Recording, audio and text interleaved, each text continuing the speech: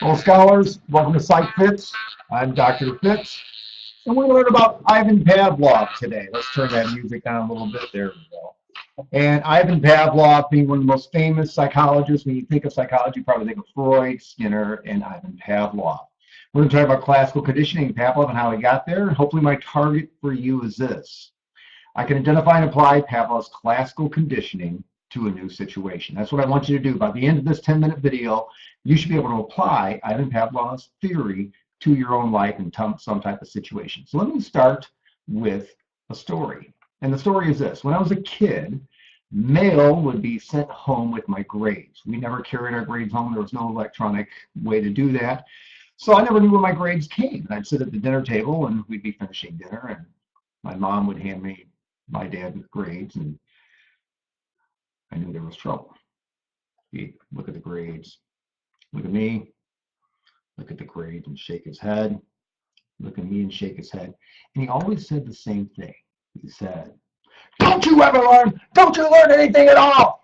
And I'd respond with some smart aleck comment like, "Yeah, I learned not to be wrong and look at my grades." And then a series of events took place, which have cost a lot of money in therapy over the years, but it's getting better. It's a good question. How do you know you've actually learned anything or not? You take tests in school, you take Scantrons, you get them back, you end up asking questions to the teacher or answering questions. Maybe you've been punished, maybe you've sat in a corner. I have a couple times. Maybe you've touched a hot stove and you keep your hand away from the hot stove afterwards, you don't do it again. That's really kind of the definition of learning. So learning is defined as a change in your behavior due to experience. A change in behavior due to experience. So if you take a class and you learn stuff and then you take a test later, you should do better than if you took the test at first. That should be learning. Now, does the name Pavlov ring a bell? It should. Let's talk about Ivan Pavlov. He's a Russian physiologist, and you see on the slide 1849 to 1936. His real work began with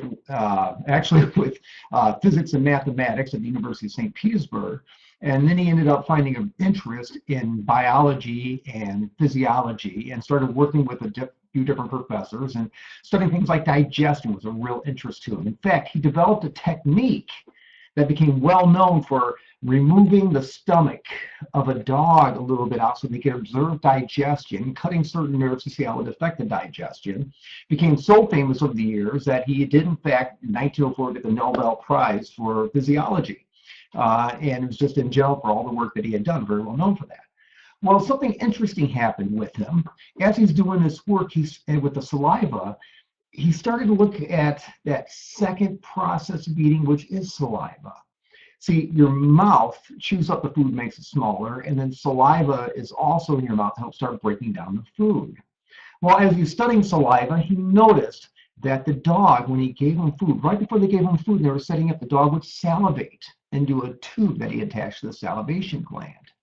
And so he's observing the dog, and he sees this, and he says, that's kind of interesting. He called it a psychic reflex and a conditioned reflex, that they had learned somehow that the food was on the way. So being a scientist, he set up an experiment, and he used a variety of apparatuses. He kept the dogs very secure. In fact, he was very good to dogs. A lot of times, they would simply take the dogs and other experiments, things like that, and kill them and dissect them and so forth. Pavlov wanted them to live out their whole lives and believed in a chronic viewing of the dogs to live out their lives. So in some ways, although the research sounds maybe a little bit strange or different, he did let the dogs live out their life. So here's the dogs, and he decided to make it kind of a more professional experiment. He used a series of stimuli that would affect the dogs. He tried whistles, and he tried metronomes and tuning forks, got a tuning fork right here, and even some visual stimuli and so forth. And a lot of times we just say simply a bell, and we're going to use a bell. It's not really known if he used a bell. It's kind of disputed whether he used a bell or not, but it's easy for me to use a bell and probably in class to have a bell. So we'll simply use a bell. So here's what he did. He takes a dog, and by the way, when Pavlov passed away, he was well known more for his conditioning and his learning than he was all his biological type of stuff that he did. And if you take a look at the slide in the bottom there, you'll notice there's actually a statue of one Pavlov's dog and his gravesite and so forth. A much celebrated funeral was done in Russia and so forth when he passed away. So anyways, let's take a dog. and give him food, and he's going to salivate.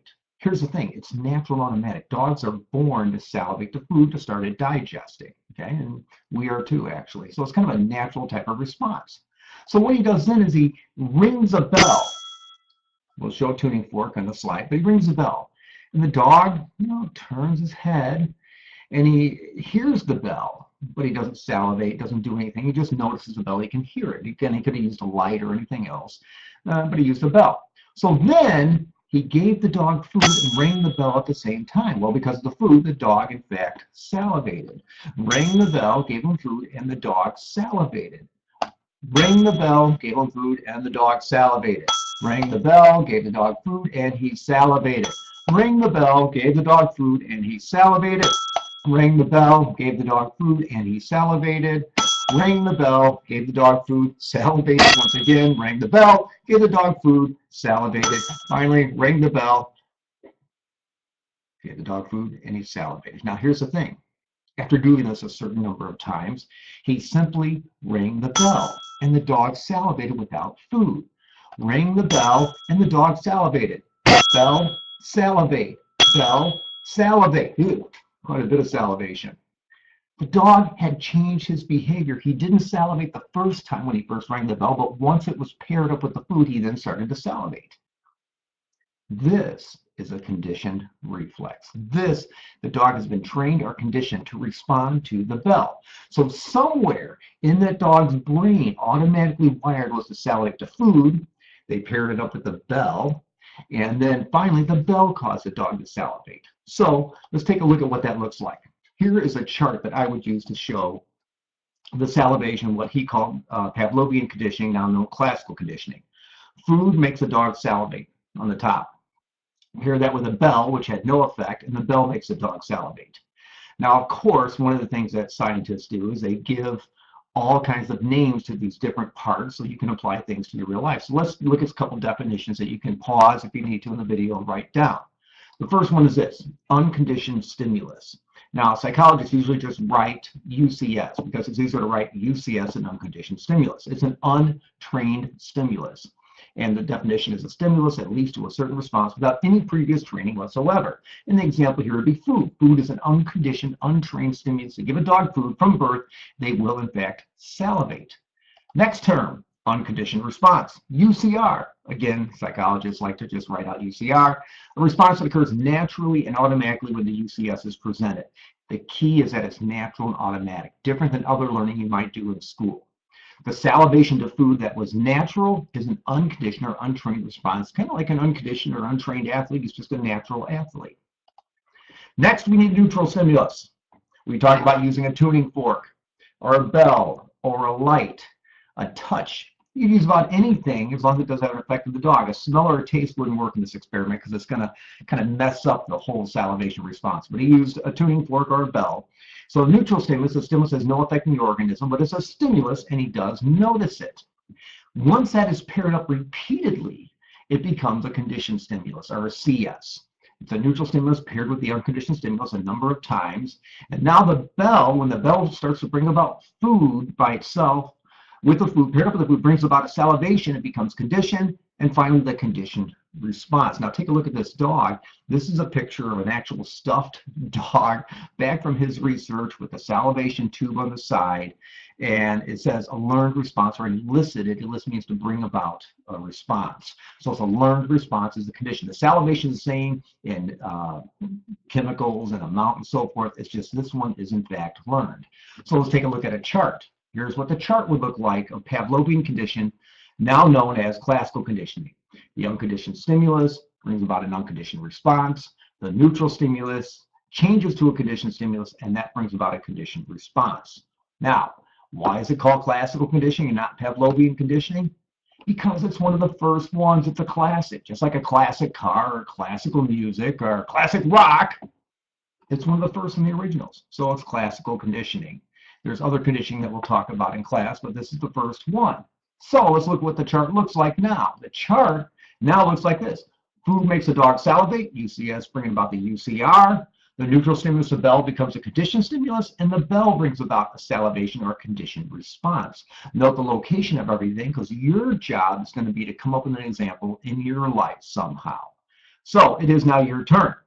You can pause the video in a moment, look at the chart, develop and label an accurate example of classical conditioning in your life. Again, the whole learning target was I can identify and apply Pavlovs classical conditioning to a new situation. You come up with a new situation, and here's the chart that you can use. Now, I'm going to give you a clue. It must be a behavior that's natural and automatic, and here's the hint. Think about phobias that you might have or that you know of, or fears. Those are good examples of something that's natural and automatic that might have been conditioned to something.